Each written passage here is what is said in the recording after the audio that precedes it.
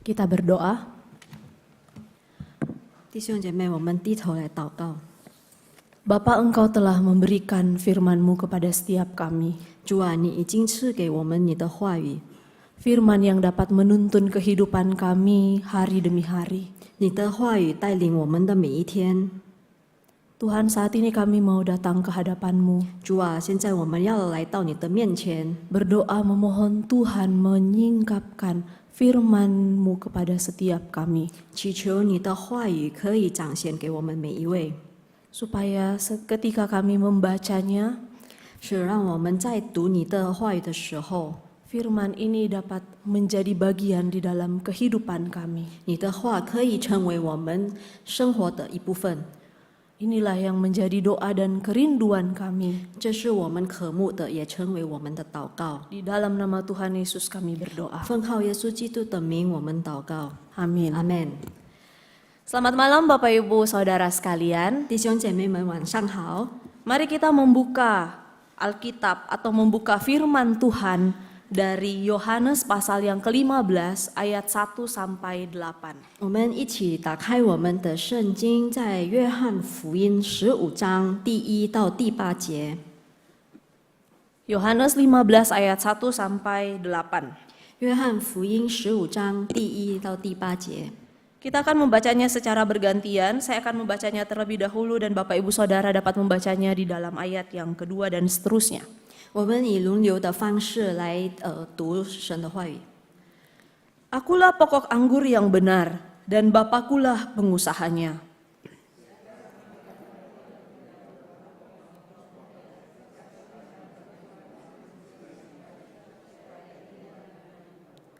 Kamu memang sudah bersih karena firman yang telah kukatakan kepadamu.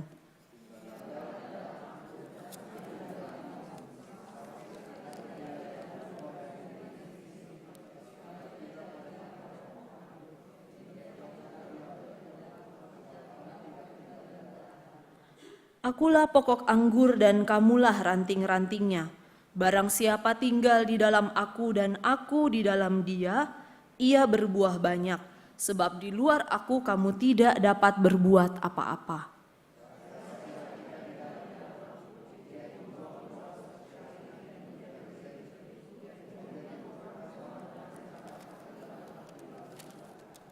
Jikalau kamu tinggal di dalam aku dan firmanku tinggal di dalam kamu, mintalah apa saja yang kamu kehendaki dan kamu akan menerimanya.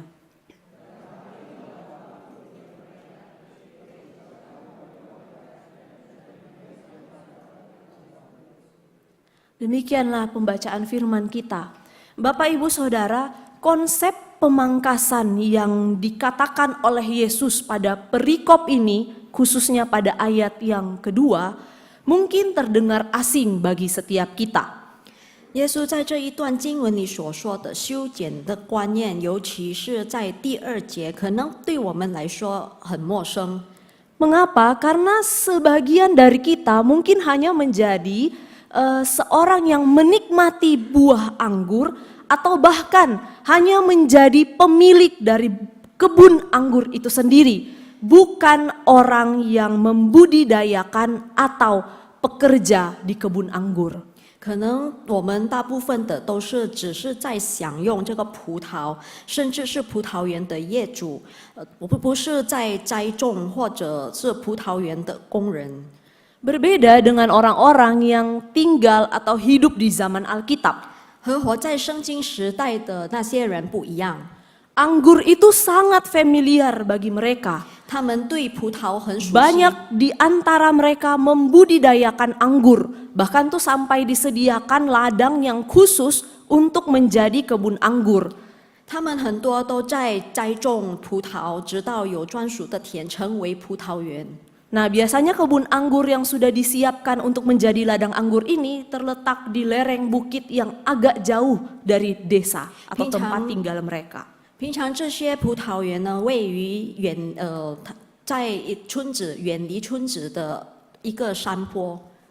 Bagi orang-orang yang cukup mapan pada saat itu, mereka akan punya kebun anggur dekat rumah mereka sendiri. Bahkan biasanya mereka itu akan mendirikan tempat pengirikan anggur sendiri.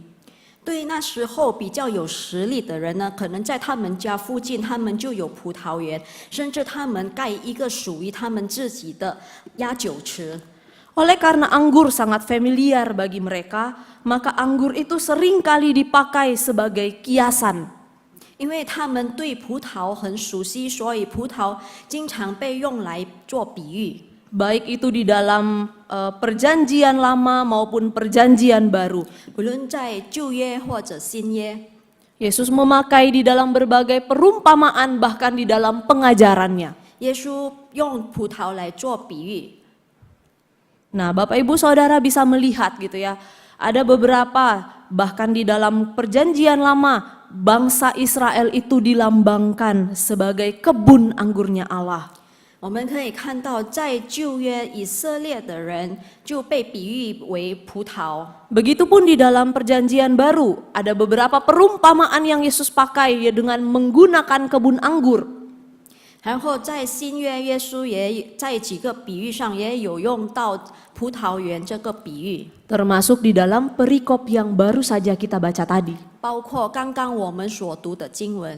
Yesus memulai perikop ini dengan kalimat yang menyatakan dengan tegas identitasnya sebagai pokok anggur yang benar.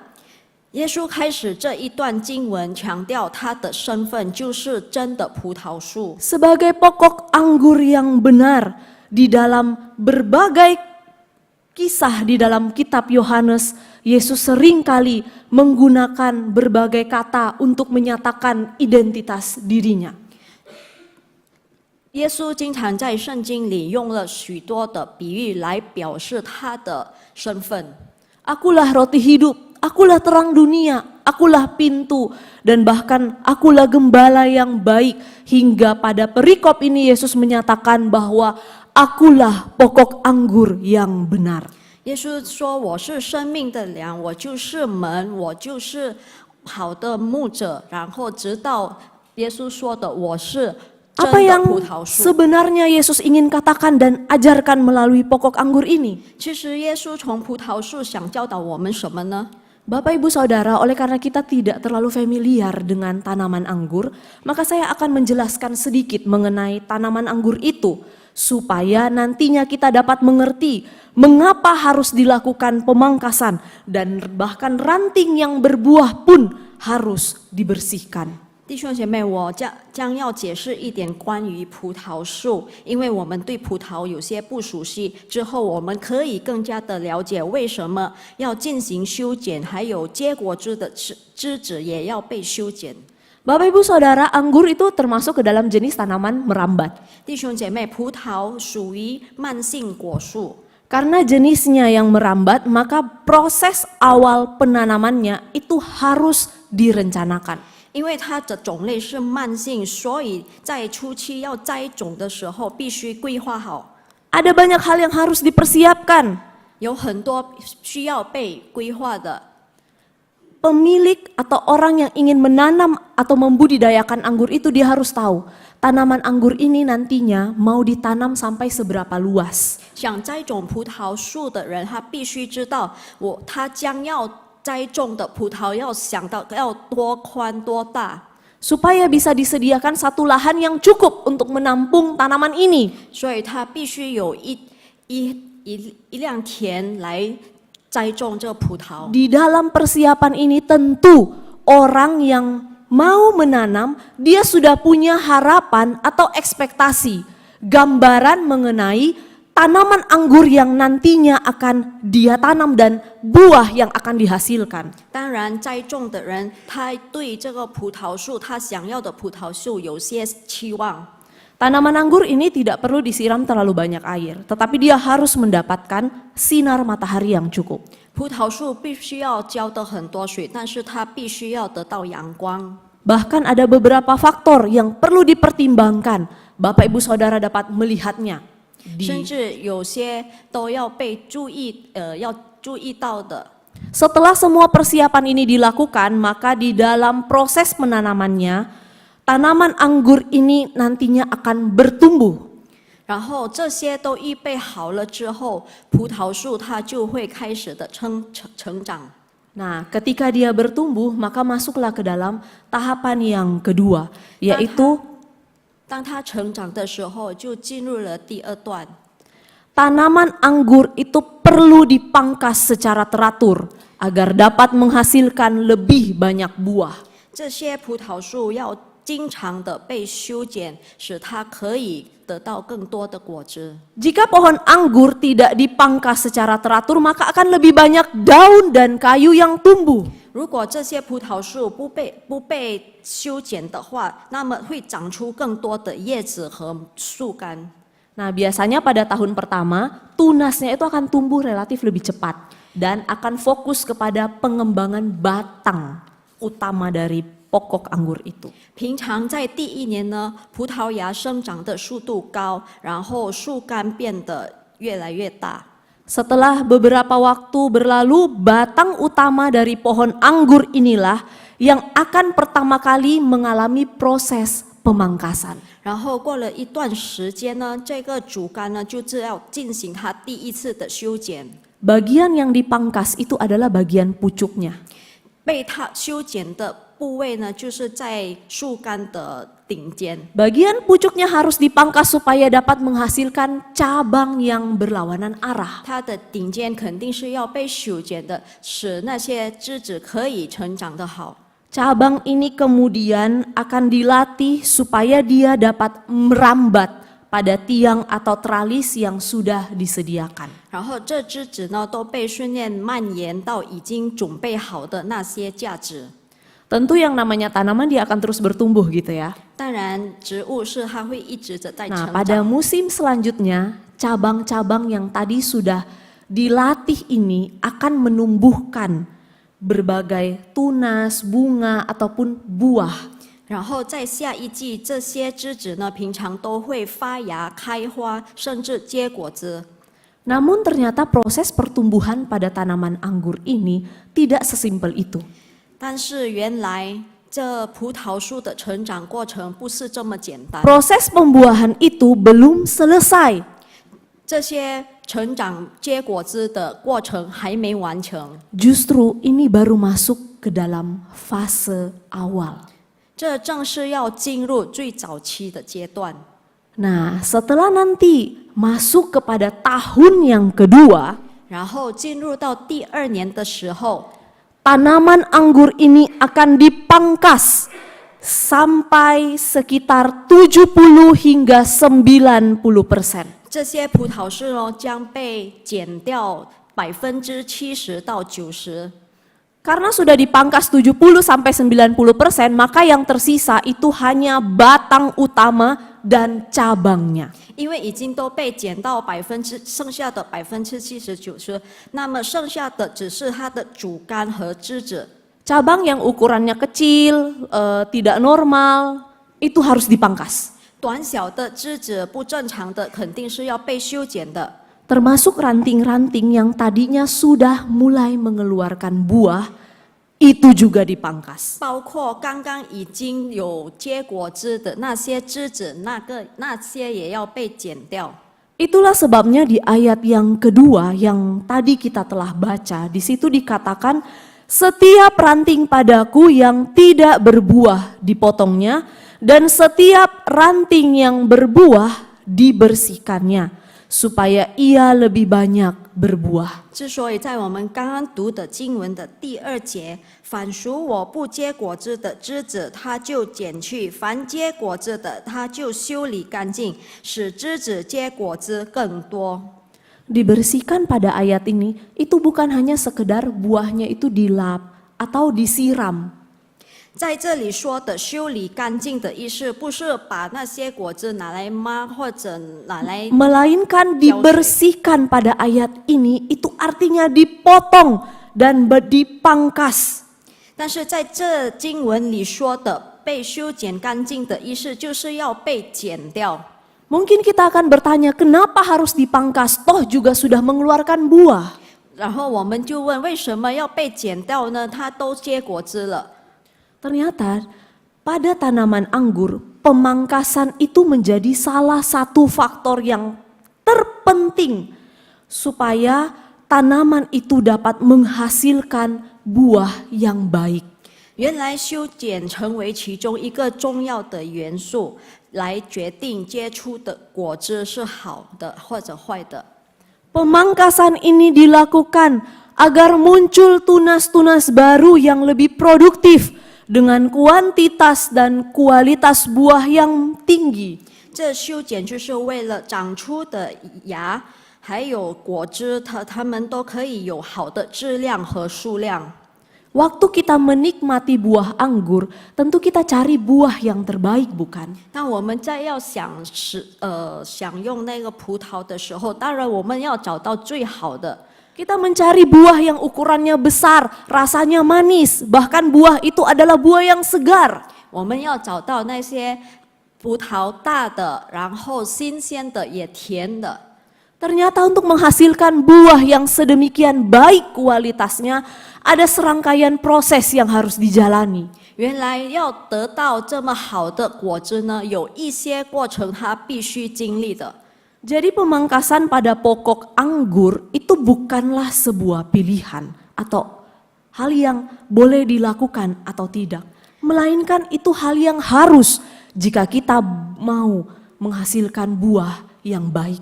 所以在葡萄树进行修剪的，那是不是选择性的，那是必须的，为了可以得到更好的果子。 Ini merupakan pemahaman dasar bagi orang-orang yang mau membudidayakan atau mau menanam tanaman anggur itu sendiri. 这是对想要栽种葡萄的人是最基本的常识。 Orang itu tuh harus tahu kapan waktu yang terbaik untuk pohon anggur ini dipangkas. 那个人需要知道什么是在最对的时候来修剪这个葡萄树。 Harus tahu tunas mana yang harus dibabat sampai habis dan mana yang harus dipertahankan. 他也必须知道哪些芽要完全的被剪掉，或者哪些要被保留的。 Tentu butuh sebuah skill atau keahlian tertentu. 当然，他需要有一些尝试或者能力去修剪。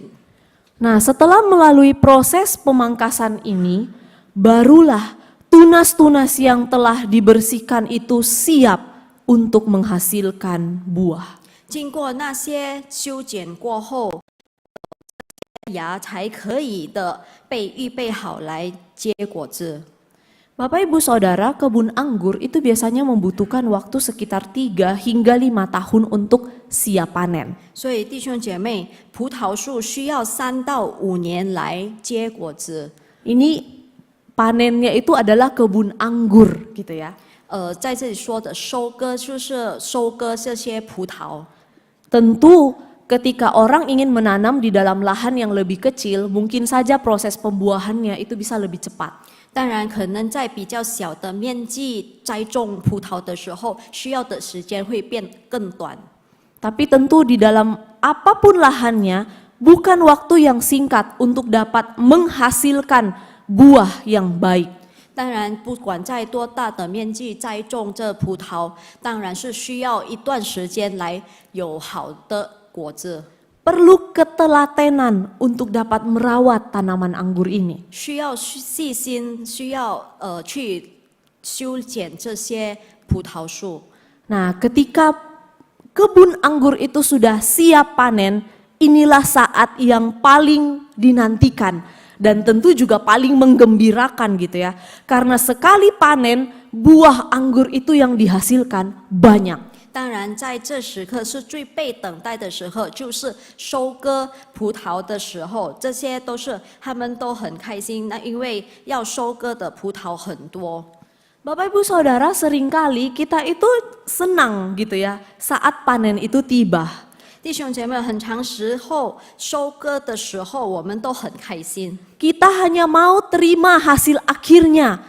我们只是想要结果的果子。 Kita tidak mau tahu apa hal yang dilakukan oleh pekerja di tanaman anggur. Pokoknya ketika tanaman anggur itu berbuah, kita menginginkan buah yang terbaik. 我们不想知道在葡萄园里怎样，他们怎样的去成长，什么过程，我们都不想知道。我们只想知道收割的时候的果子。Pikiran kita terfokus pada bagaimana kita bisa segera menghasilkan buah. 我们只是在集中在如何收割这些果子。Jika ditarik pada kehidupan kita mengikut Kristus, ketika membaca bagian ini, seringkali kita akan mulai berpikir, apa yang dapat kita lakukan supaya kehidupan kita itu dapat berbuah dengan melimpah. 在跟随基督的过程当中，我们也可能常常的在想，我们可以在做什么使我们的生命可以结果子。Kita juga ingin supaya kehidupan kita menghasilkan buah yang baik, dan ketika nanti kita bertemu dengan Tuhan, Tuhan akan disenangkan.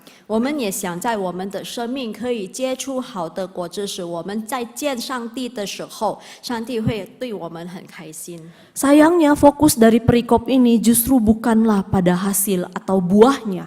很可惜，这经文的重点不是在收获或者果子， melainkan pada proses yang dijalani oleh tanaman anggur itu sendiri. 反而是葡萄树自己经历的过程。 Bapak Ibu Saudara, berulang kali kata tinggal disuarakan di dalam perikop ini. 弟兄姐妹，在这一段经文“住”这个词多次的被重复。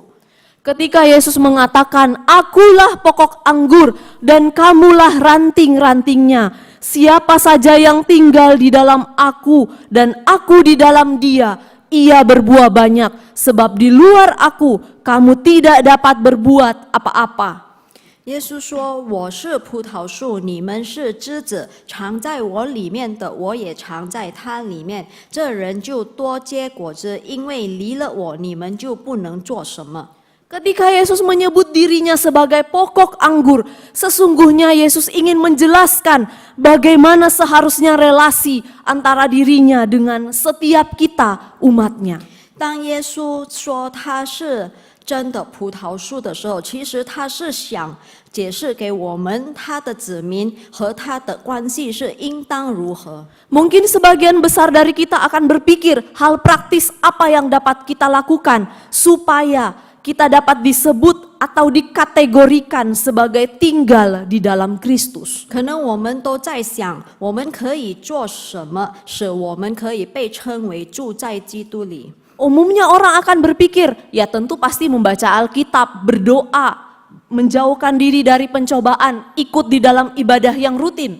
一般人可能会想，就是读圣经、祷告、远离试探、参加聚会。 Semuanya ini benar, tetapi hanya bagian kecil dari tinggal di dalam aku. 这一切都是正确的，但那只是住在我里的是一小部分。 Ketika Yesus menyebut tinggal, sesungguhnya itu berbicara tentang kondisi yang tidak berubah. 其实，当耶稣说“住”的真正的意思是说不改变的情况。 Di dalam Injil Yohanes, kata ini seringkali dipakai untuk menggambarkan keberadaan bersama dengan seseorang. 在约翰福音里，这个词经常被用来描述和一个人一起的存在。 Dan dalam beberapa bagian itu dikaitkan dengan kondisi yang berada tetap di dalam firman. 还有在一部分，这个住是和神的住在神的道有关联， Termasuk perikop yang kita baca. 包括刚刚我们读的经文。 Fokusnya bukan pada buah, 我们的重点集中不是在果子， melainkan tinggal di dalam Kristus. 而是住在基督里。 Tinggal di dalam Kristus berarti tetap berada di dalam firman sepanjang waktu, dalam segala situasi dan kondisi. 住在基督里的意思是一直在神的道理，不管在什么情况下， Kita percaya kepadanya walaupun kita tidak dapat melihatnya. 我们相信他，虽然我们看不到他， Kita tetap setia mengikuti dia walaupun kita tidak bisa merasakan kehadirannya. 我们忠实的跟随耶稣，虽然我们不能感受到他与他的同在。 Jadi benar, memang harus membaca Alkitab. 所以是的，我们必须的读圣经。 Tetapi membaca Alkitab tujuannya bukan seberapa cepat kita dapat membaca seluruh bagian Alkitab. 但是读圣经的目的不是我们有多快的去完成圣经， Tetapi tujuannya adalah bagaimana firman itu masuk ke dalam hati dan hidup kita. 但是我们的目的是神的话语如何进入在我们的心。 Ketika firman itu masuk ke dalam hati dan hidup kita, itu akan menumbuhkan sebuah relasi yang intim dengan Kristus yang adalah firman Allah itu sendiri. 当基督的话住在我们的里面的时候，就会产生与基督的亲密感。 Sangat mungkin kita mengenal firman secara intelektual kita. 很可能有些时候我们知道神和话语只是在知识方面而已。 Sangat mungkin kita dapat mengetahui seluruh kisah yang diceritakan dari kitab ke kitab. 可能我们都知道圣经里全部的故事， Tetapi kita pun dapat gagal bertemu dan mengenal Yesus, firman Allah yang hidup itu. 但是也有可能我们会失败见那活得到的耶稣基督。 Hal ini tentu tidak membenarkan kita untuk kemudian bermalas-malasan membaca firman Tuhan. 当然，这不是让我们懒惰的去读圣经。 Seseorang mengatakan bahwa jika Anda ingin mengenal Allah, Anda harus mengenal firman-Nya. 有一个人说，如果你想要认识上帝，你必须认识他的道。 Ketika kita tetap tinggal di dalam firman, berjalan dalam persatuan dan persekutuan dengan Kristus, barulah buah yang lezat itu dapat dihasilkan. 当我们住在神的道理的时候，与基督合心合意的走在一起的时候，才可以结出好的果子。 Itulah yang dicatat pada ayat yang ke-7. 那就是被记载到第7节的经文。 Di situ dikatakan, jikalau kamu tinggal di dalam aku dan firmanku tinggal di dalam kamu, mintalah apa saja yang kamu kehendaki dan kamu akan menerimanya. 你们若常在我里面，我的话也常在你们里面。凡你们所愿意的，祈求就给你们成就。 Bagian ini merupakan hal yang paling kita senangi, bukan? 这一段话是不是我们听了最开心的呢？ Bagian ini menjadi favorit banyak orang. 这一段话对所有的人都很喜欢。 Janji yang paling dinantikan bahwa mintalah apa saja dan Tuhan akan memberikannya. 这是被最等待的应许，就是想要祈求的，给你们成就。 Tetapi Bapak Ibu Saudara, ternyata ini adalah janji yang bersyarat. 那可能原来这是有条件的应许， Ada term and condition-nya. 有条款与条件的。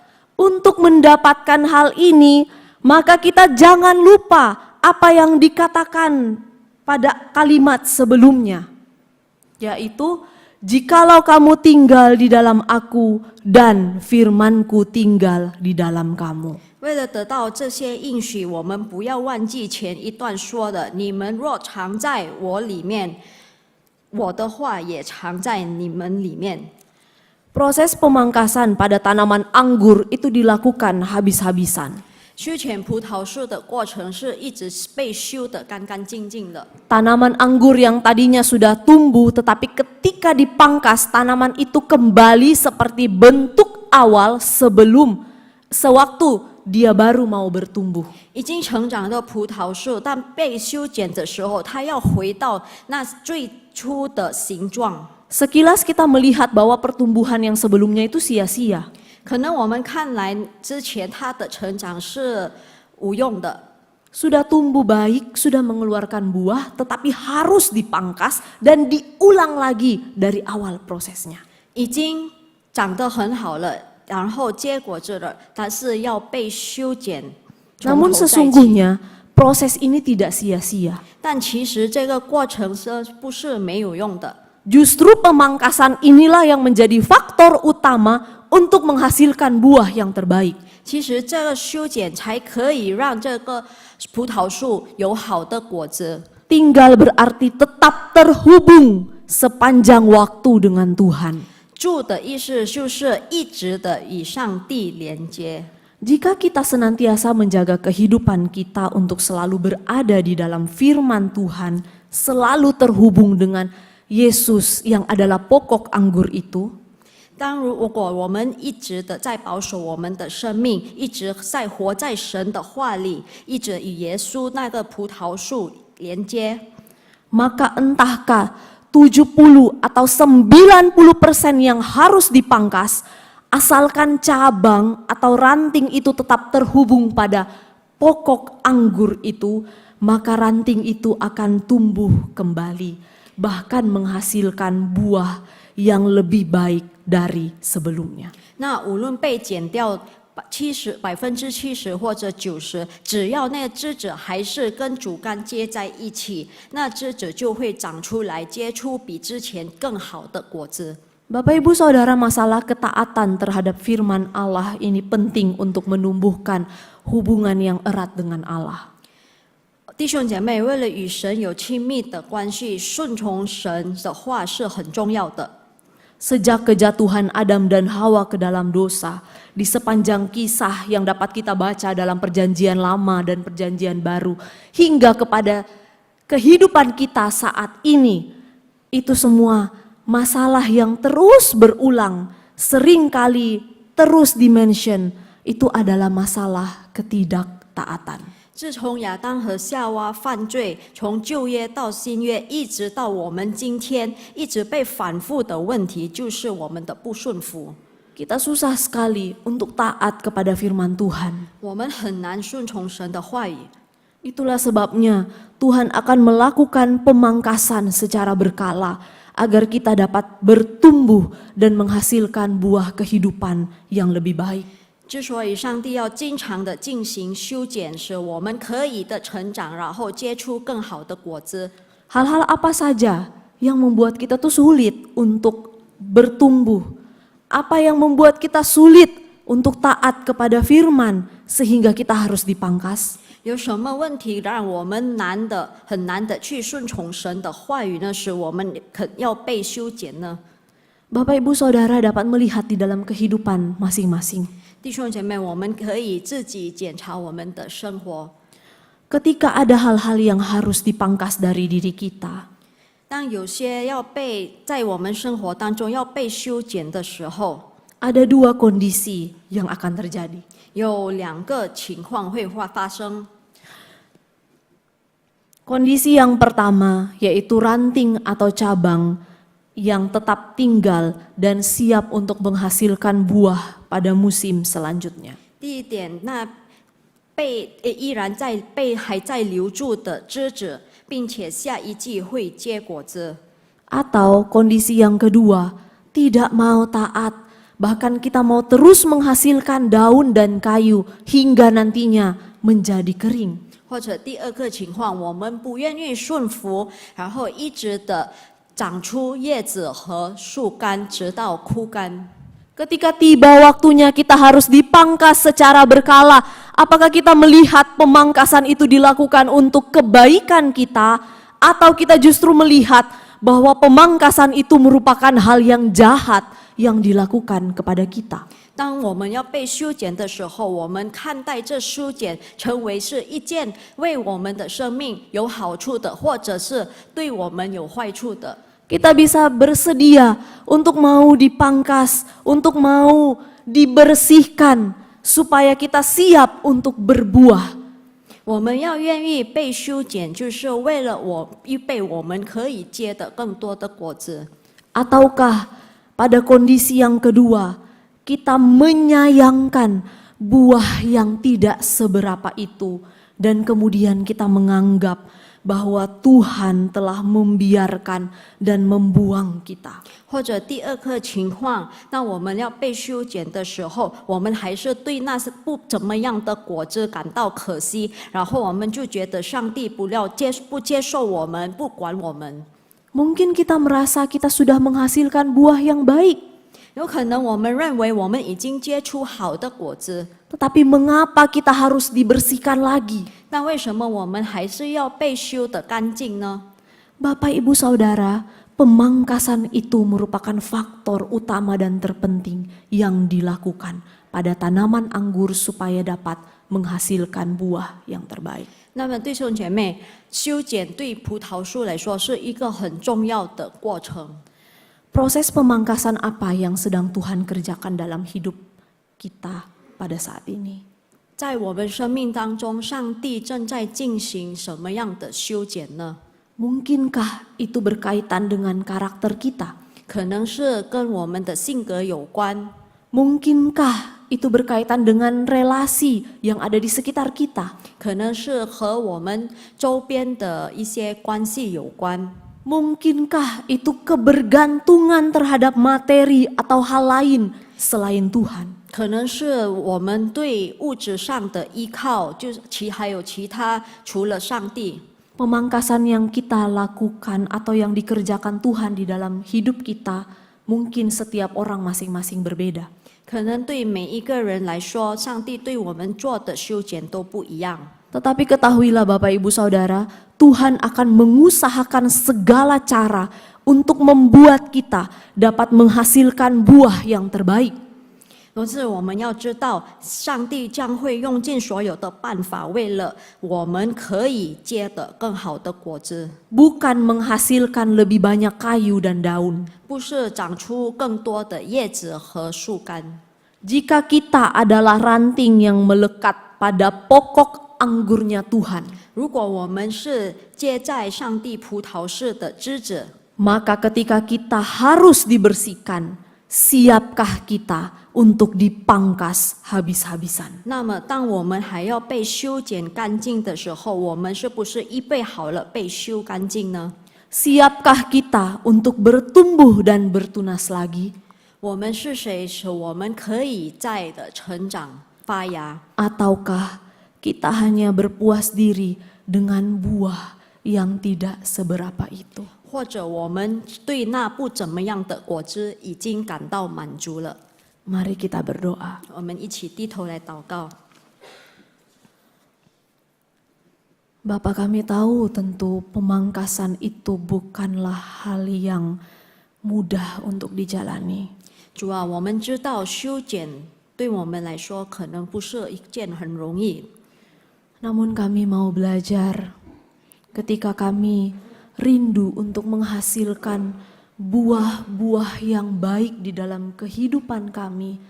Kami harus menjalani proses pemangkasan secara berkala itu. 主啊，但是我们渴慕，当我们的生活渴慕要结出好的果子，我们知道我们肯定会被修剪的。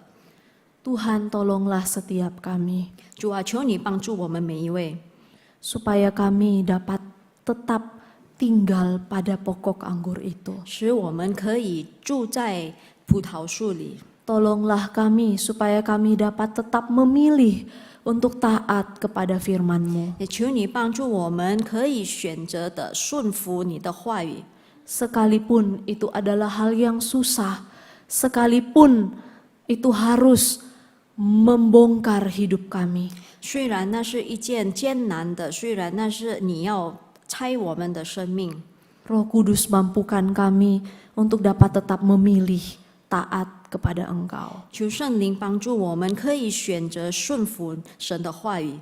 Hanya di dalam nama Tuhan Yesus kami berdoa dan kami memohon. Amin. 奉靠耶稣基督的名，我们祷告祈求，阿门。